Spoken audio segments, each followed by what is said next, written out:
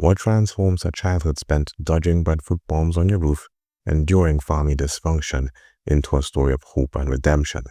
Today's guest from Trinidad and Tobago, Joel W. Fredrick, has written what he calls a mildly exclusive yet irrelevant memoir that captures the essence of Caribbean life in all its beauty and, dare I say, all its brutality. Excerpts from Agostini takes us to a street where we from the Caribbean can relate to, where a simple standlight became a community gathering place. At the center stands Fridos, Joel's Martha Roslin, described as both lioness and pacifist, a woman who built a Talman Wall empire from her kitchen while fighting her own demons. Written in local dialect and flooded with Joel's unique poetic voice, this memoir charts a journey from generational curses to chosen liberation. Tropical Literature Creators welcomes Joel W. Fredrick. Greetings, listenership. Welcome to TLC, Tropical Literature Creatives, the podcast where we interview authors of Caribbean heritage about themselves and about their literary works. Some of them you've heard of, some of them you'll be hearing about soon enough. Today our guest is Joel W. Fredrick, and we're in conversation with Joel about his recently launched book, Excerpts from Agostini, a memoir, and with him we'll talk about details with regards to the book itself, with regards to him giving advice in terms of his experience with marketing, and just overall just conversation with him. So Joel, welcome to the podcast at this time. Thank you for that very lovely introduction. Thank you for having me on the platform. Okay. Well, for persons who may not know, can you just give us a bit of detail about the book itself? Well, this book is basically, it's a memoir. We have sight of it. So this book is a memoir. It covers an age period between 4 and 18 years, and also plays peekaboo within the present time as well. The artwork, was it something that you generated using AI? Was it something you designed yourself? No, actually the book cover, it was a piece of artwork that I got from Ozzy Merrick, who is the magician slash artist slash man of many hats. So I went by him one day and I saw he had some artwork on the ground for sale. And initially I did not picture myself, writing a book at that time. But the book cover, the artwork, I could have seen the artwork being developed into a book cover. And here we are. It has become my book cover for this particular memoir. Okay, here we are. A few weeks ago, you had invited me to your book launch, and I believe that was like one of your marketing measures to get the word out about your book. Obviously, it wasn't something easy to put together. There were a lot of moving parts, but eventually, those of us who came there for the evening, I think we really enjoyed it. And I just have to say that we, as the persons who receive your material, we appreciate the effort that you put into presenting it to us. Because one, it was no easy feat. Two, we felt really comfortable. We really enjoyed the evenings. And three, when it is that you read excerpts from the book itself, we could appreciate the literature that was contained within the pages. Is there any particular chapter, any particular quote, any particular section that is of more significance to you than the others? I would say it will have to be the very first chapter. Mm-hmm. The very first chapter, basically, it speaks a lot about my mom, who's my main motivator and my main influencer growing up. And she was the main catalyst for me to write this book because I wanted my story to be told, but I also want her story to be told and how she will have influenced me into becoming the man I am today. So if I have to choose a favorite chapter, it will be that very first chapter that highlights who she was and the sacrifices that she made. Okay, fair enough. Because as we go through the book, we introduce you introduce us to her, Rose, the peaceful warrior, pacifist, and also lioness. Yes. That's correct. That's who she was. She was a very peaceful person, but during that peacefulness, she also exhibited a lot of warrior qualities. She wasn't afraid to let her voice be heard, and she wasn't afraid to challenge people and to challenge certain battles, which she felt that she had was to fight for her own benefit and for her children's benefit as well. Yeah. Okay. In the book, one of the first things you start up with, in addition to introducing us to Rose, you introduce us to the idea of generational curses. In fact, you go as far as to give what I would call, you could say like a definition for it. And let me see if I could recall what it is that was written in the book. It sounds something along the lines of patterns of behavior, misfortune, and choices that seem to echo from one generation to the next, like a haunting refrain that couldn't be silenced nor controlled. For listeners who might not be familiar with this concept, who might be out of the Caribbean, when was the first time you recognized that your family might have been, how should I put this? I wouldn't say recipient, but more so they were actually living examples of persons who were experiencing generational curses? It would have been most likely in my early 20s, because we grew up predominantly in the church, Pentecostal, because we follow the Pentecostal faith. Mm-hmm. So we grew up in the church. So although I had some ideas of what these generational curses may have been on paper, I had was to really experience what the generational curses was from my own, lived experience. So in my early 20s, I started to see certain patterns and behaviors. They were always there. Yeah. But I started to see more as I approached my early 20s, and I realized that although our family had its inherent traits, we were also surrounded by neighbors or in a neighborhood that had similar traits as well. And I saw that, that not many of us wanted to be or had the ability to break from those particular chains. Oh, getting some rain. So break from those particular chains.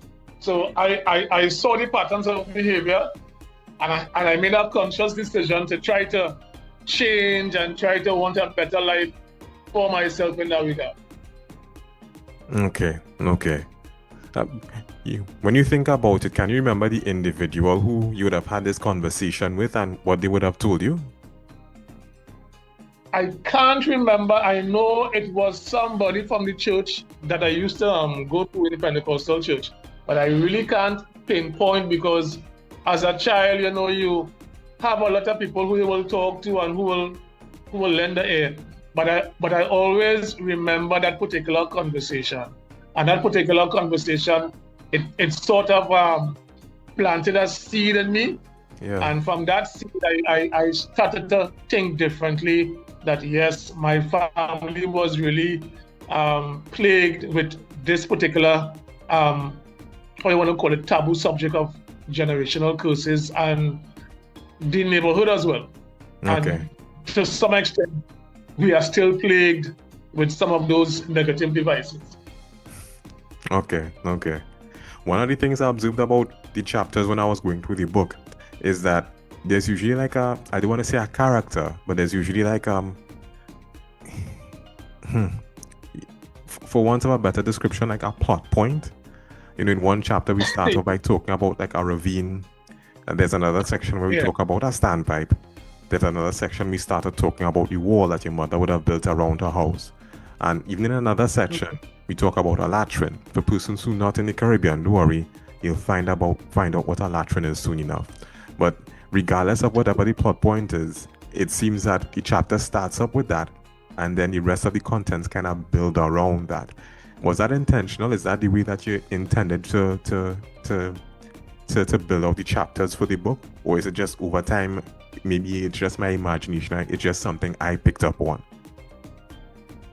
It was intentional to a certain extent, but I believe it's just how the memories came out. Mm-hmm. Of course, writing a memoir, you don't really pick and choose from dates. It's just how the memories will come.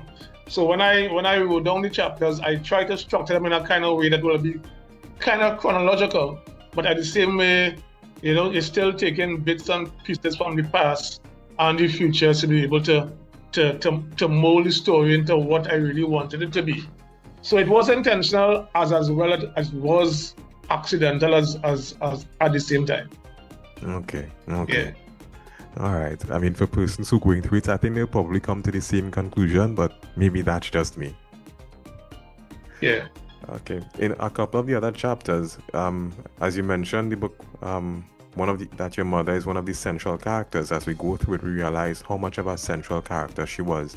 Not only is she mentioned in the earlier chapters, almost any opportunity where it presents itself to talk about her, you do. You gave her the nickname, not you gave her, you mentioned the nickname that was given to her, Fritos.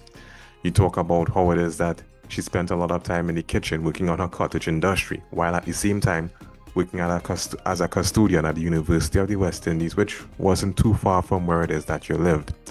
And you also talked about how it is that over time, this cottage industry that she started blossomed and flourished, and it became another source of income for her. But at the same time, she worked tirelessly to get these things done. Seeing her in action all these years ago, I mean, what impression did that leave on you as a young man growing up? As a young man, you'll be a little distracted at the beginning because as a young person, we don't really appreciate how hard our parents work and sacrifice for us. Yeah. But as I got older, I began to appreciate with that. My mother is really working very hard for us and for us to be comfortable. So I started to really appreciate how hard she would have sacrificed as I got much older. Because of course, when you're young, you're playing plenty, you're probably going to school, you're studying. So you're not really studying the sacrifices that your parents make. But as I become older in life, I really sat down and I realized how much she will have sacrificed for our benefit. Yeah. Well, I mean, I guess success has two sides to it, huh? Because in your book, you talked about the sacrifices that she made, in fact, to grow her business, which would benefit her home and by extension you. But you also went to talk about how it is other persons perceive their sacrifice. That for some reason, because of the sacrifice that she would have undertaken and the success that she was able to reap, persons saw this as some sort of affront to them. They felt that here's that she's probably trying to be better than them, and was he saying success breeds enemies or success breeds hatred? That's the saying. Exactly. She did not do it for the sake of other people. She did it because she was driven to do it because she was a very ambitious woman. And her motivation for being ambitious was to provide, of course, to give her children a better life or a better start at opportunities in life. But of course, when you start to become successful, haters come with the territory. And we did not know, or she did not know, that she would have been targeted so much for having ambition and more so for having her faith in God and trying to walk the straight and narrow path. She got more fight that, I believe, than being ambitious. Yeah. The good thing about your book is it doesn't just touch on your mother only, even though she is a central character. You even touch on your father, and even though you mentioned that you didn't get the opportunity to know him better and that you barely knew him, you could say his presence still lingered on in the household, and more so in the features that you have physically and also in that of your brother, because it turns out Can't get away from like your brother seemed to have more of the features than you. Fathers who aren't present is something that isn't new. It's something a theme that comes up it's something that comes up. Writers of Caribbean heritage in different areas, they usually touch on it in several ways. But my question to you isn't so much how it is that your father affected you, but rather how did the absence of a father figure in your early years, how did that affect your growing, your view on masculinity and the way that you interacted with persons around you? Well, I would say yes. I missed him. He not being around in my life at a very early age, it was instrumental because looking back at it now as a grown man, certain characteristics that's supposed to be embedded into children at a young age, it was not there. Yeah, But at yeah. the same time, I felt that I did not lack too much because my mother assumed the role of mother and father. I mean, Mm-hmm. there's an argument that say that a mother can't really train a son how to be a man, but I would argue in the latter that she really tried her best to instill good qualities in me. Otherwise I would not probably been the person that I am now. And of course, I also have to give credit to my stepfather, who is no longer with us. Yeah, yeah. He my biological father died when I was 4, and I will have hardly knew him.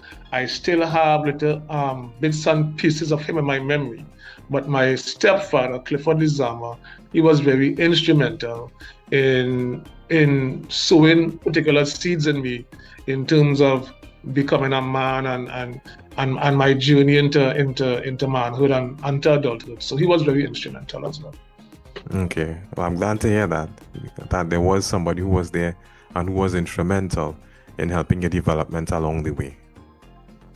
Yeah, that's correct. Yeah. Well, we're looking at another one of the characters who you mentioned in your memoir. The character who who I'd like to describe as the neighborhood nemesis, Old Nanny.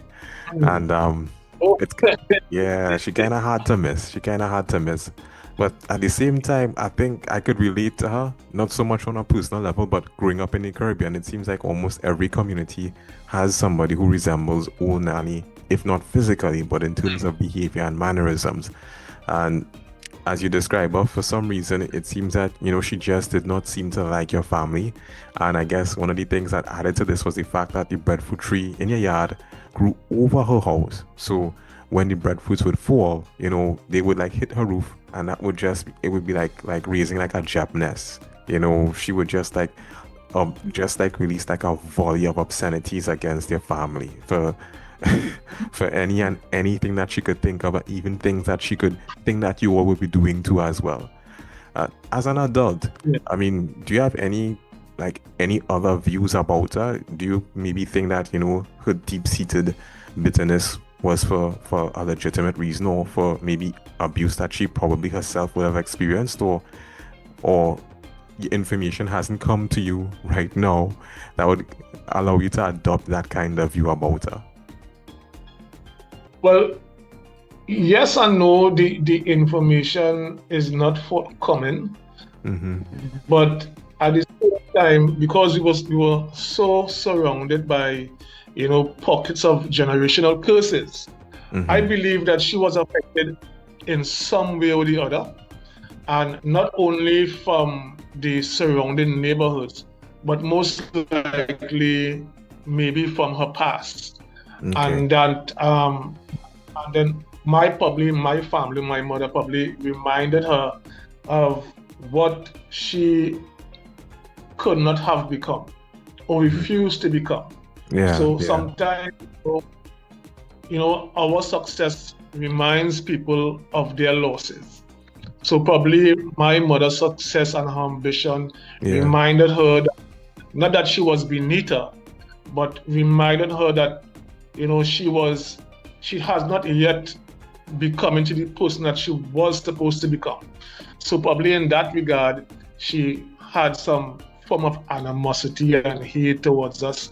And in that regard, I don't think too much of her because I know that's how life is. Because even now, where I reside in Togo, there's somebody who looks and behaves same mannerisms just like her. And I tell myself, wow, I've come so far to live and I have still not outgrown or outrun this generational curse because it seemed to be following me and it manifested itself in some form or fashion.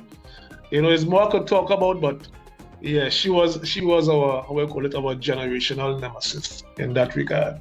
Okay, okay. All right, we're just going to stop for a short break, and then when we resume, we'll delve more into Joel's memoir.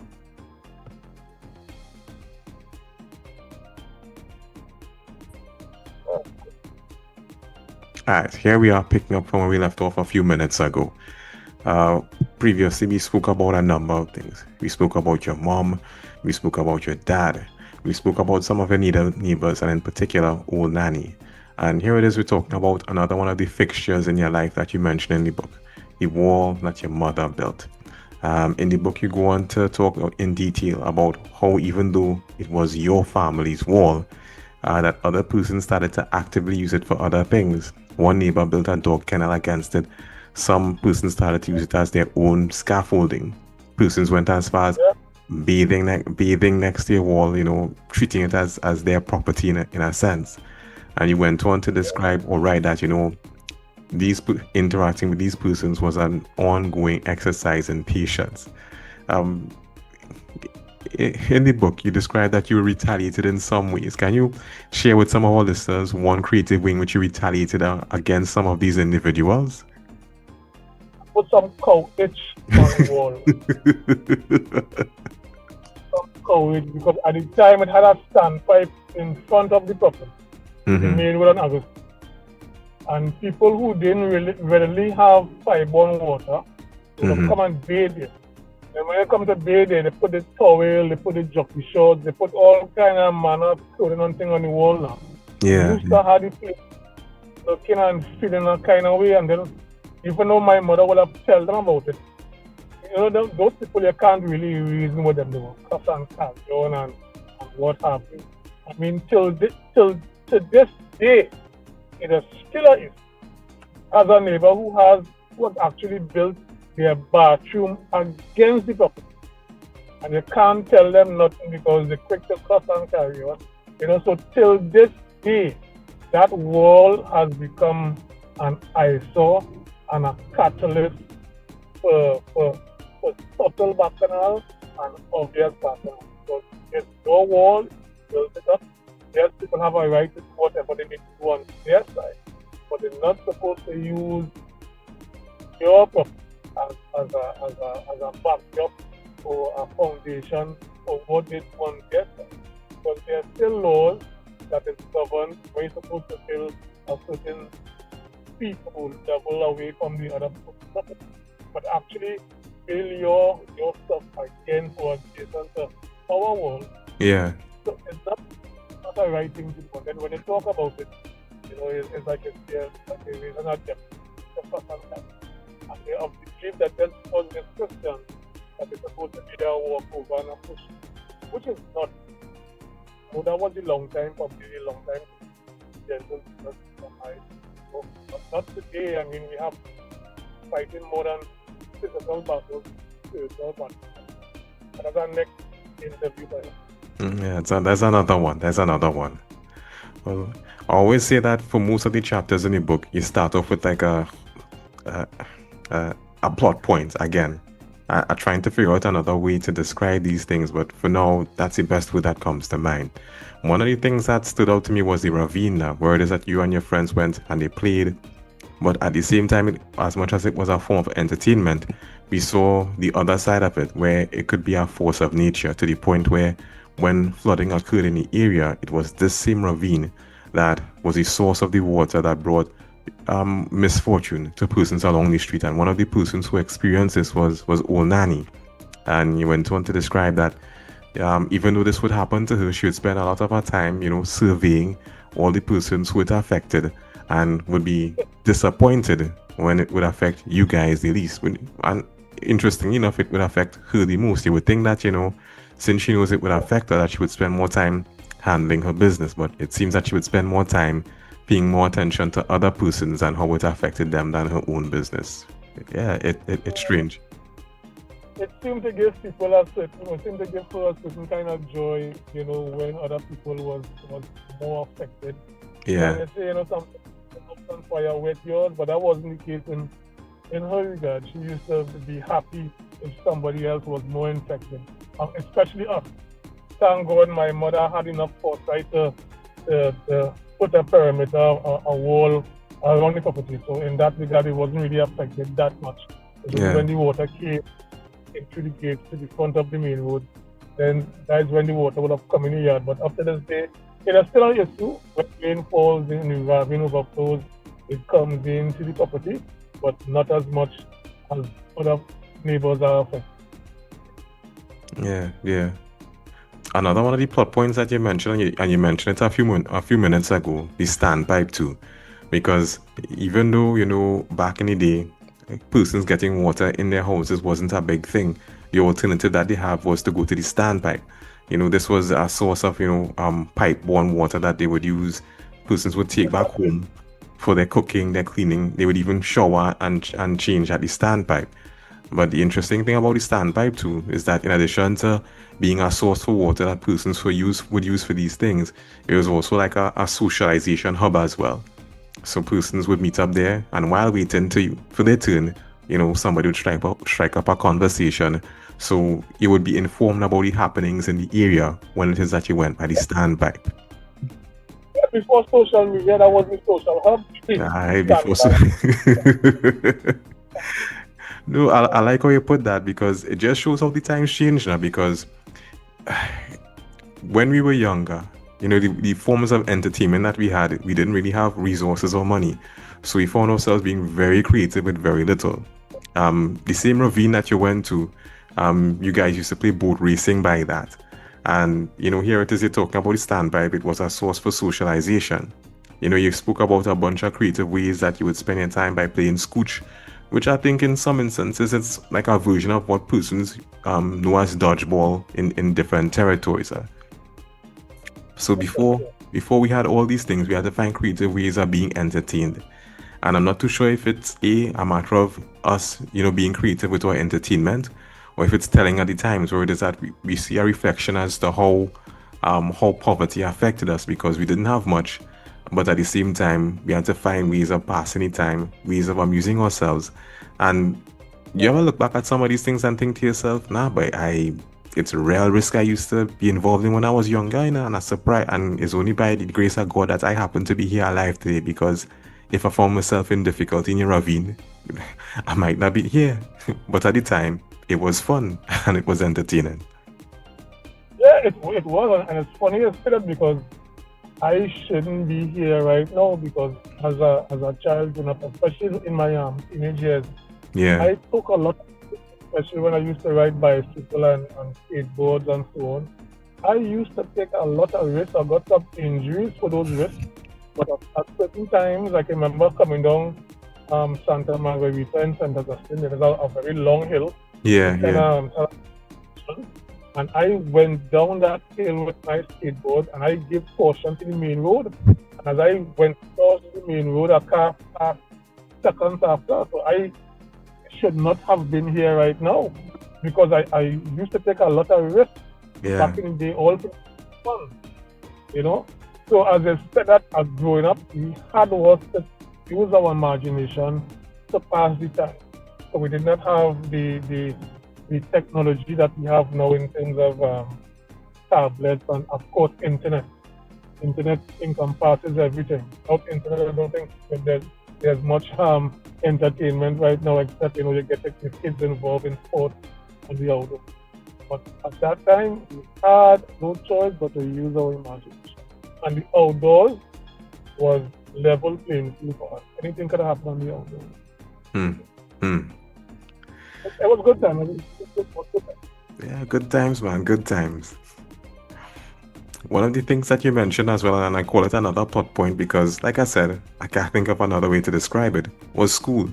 Because you said that when it is that you went there, it exposed you to so much that as you're an adult now, you realize it was preparing you not just in terms of academics, but also the social aspect.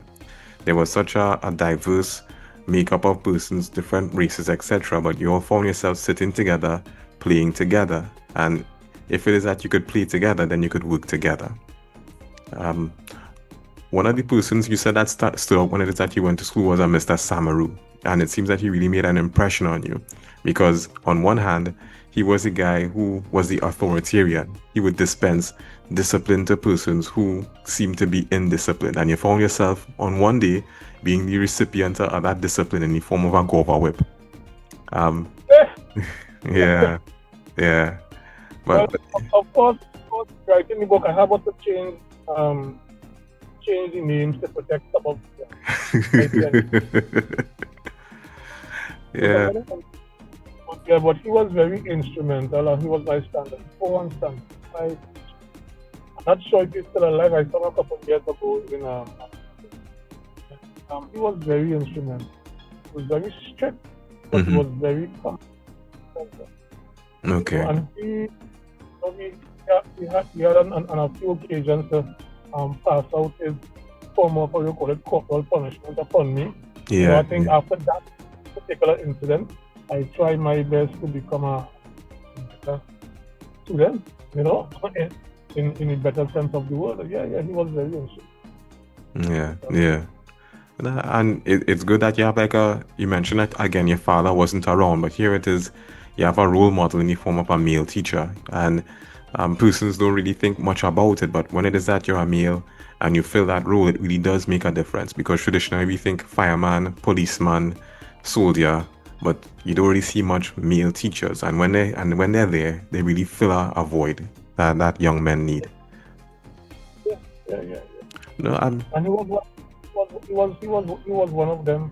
Although he wasn't how you call it, a parent in that particular role, he would have filled a gap form of action in that discipline that was sorely lacking in me at that time. Because being a child, need some guidance.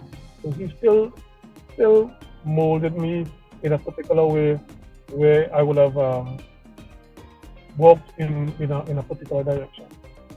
Okay. I mean, having been exposed to corporal punishment, I know that in Trinidad and Tobago, it's not something that is sanctioned anymore in certain schools. Do you think that there's a fine line between discipline and abuse where corporal punishment was concerned? There is a fine line, and you could see, I think right now we could see the effect of not having that particular style of discipline. Yes, I know the liberals will call it abuse or whatever they want to call it, but it's in the breakdown of that particular style of discipline. Now,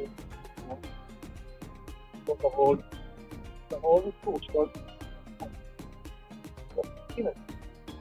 I mean, there are more than one social economic that can attest to the level of crime and now, especially in school areas, that the lack of that particular corporal punishment is making children down that. Okay. And again, just like a number of the sections before, you go on to talk about how it is that, even in school, you had to find creative ways of entertainment, which in some instances, when you look back, were kind of dangerous. You care to recap, your cow chasing adventures, or at least one instance of your cow chasing adventures in school? Yeah, that was in primary school. I think I did it sometime in I had some sport, I think it's big one.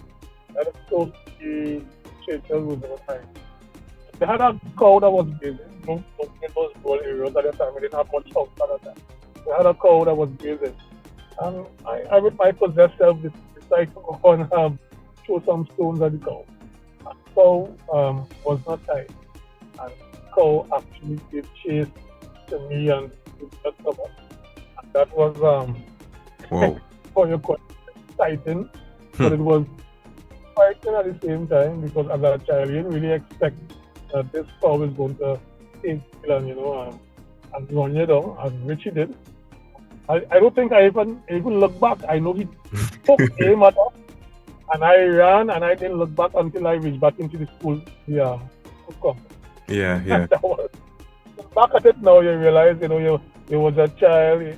Although it didn't mean harm, it did something foolish, And of course, you had to pay the price for it now, but it's all about being a child and having those. It is funny now, but I know it was not a good thing to do at that time.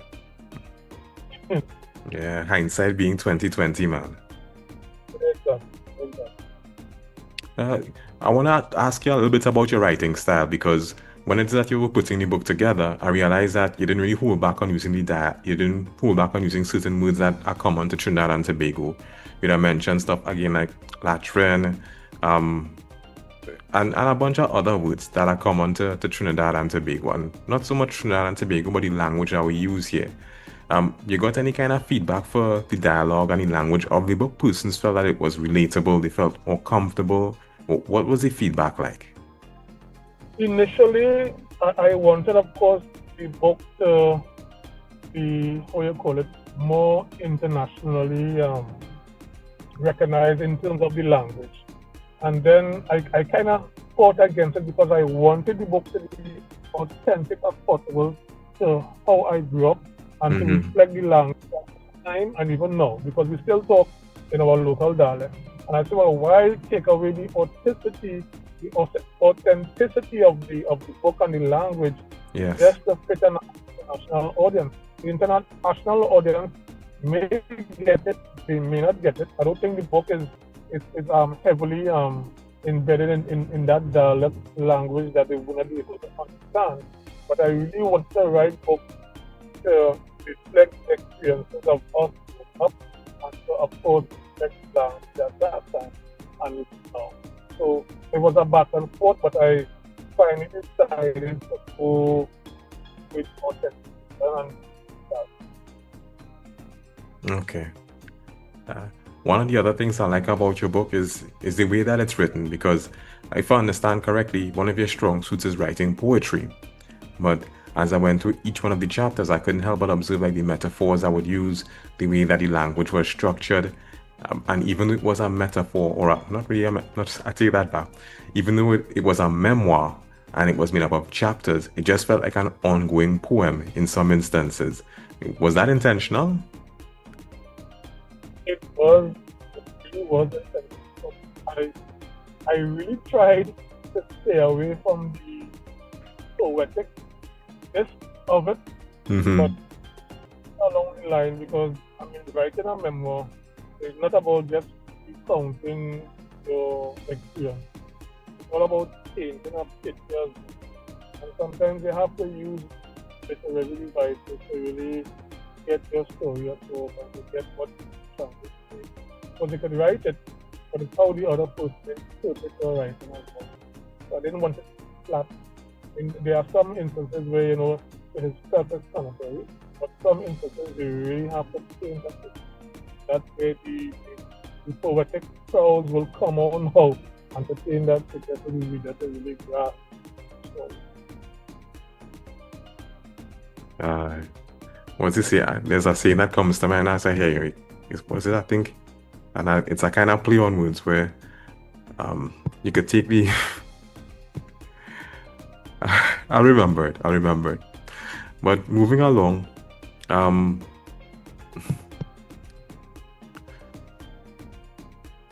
forgot what I was going to ask, but I'll remember in a little bit. I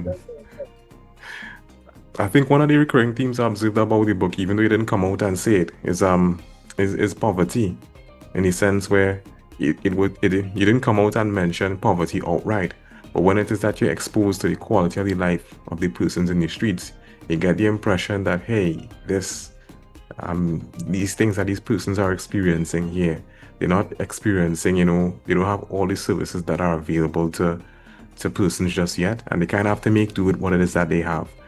If it's a matter of just like getting their homes built, to entertainment that they find in different ways, you just get the impression that there are a group of persons in society who don't have much and who have to figure out to make it work.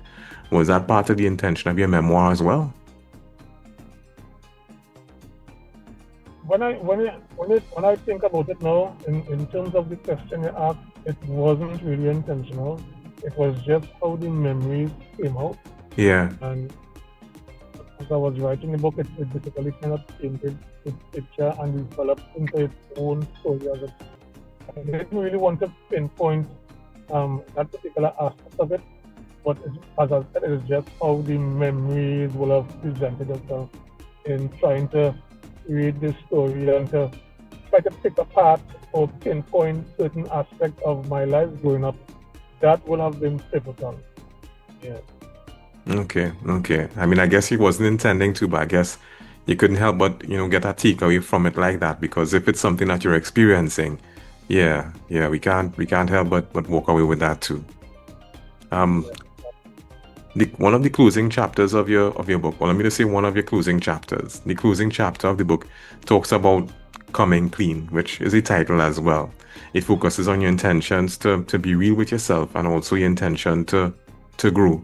You also expose a lot about the area that you live in, the dysfunction of the neighborhood. You know, what does coming clean mean for you? I mean, I know you meant it. That was the title of the chapter, and obviously you give some details in the book. But coming clean, why did you choose that title for that particular chapter?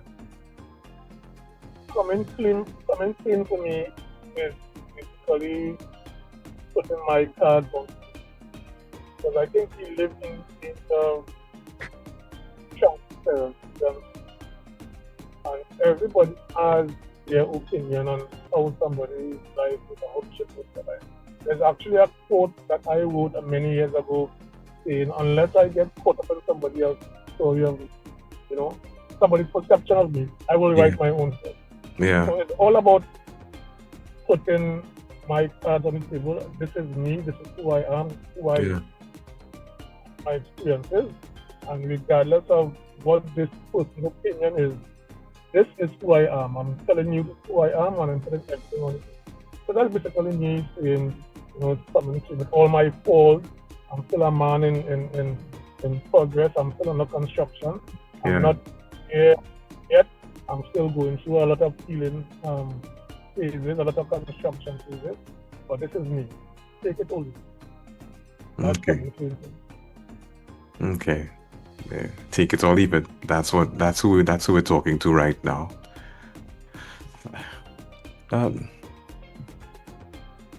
Having completed this book, what else is in the works for you? Another memoir, another book on poetry? What should we expect? Wow, that's a good question, because I will take a break because I've been writing, I'll say, non-stop or constantly for the last probably 20, 15 years. And I've been publishing for the last 5 years. I've published my first book in 2021. And during that time period, I will have written at least 10 or 12 books.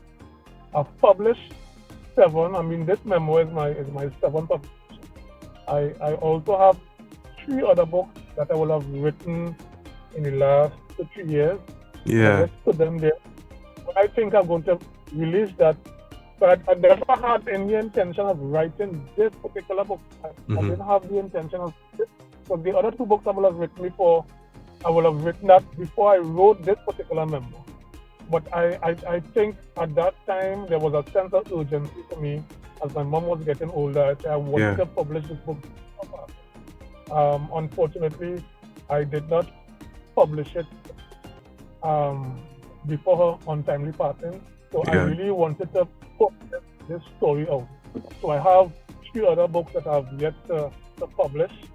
And even though I want to publish this book, I'm also thinking of another book to highlight the struggles that men go through. Okay. So I write it from a faith perception.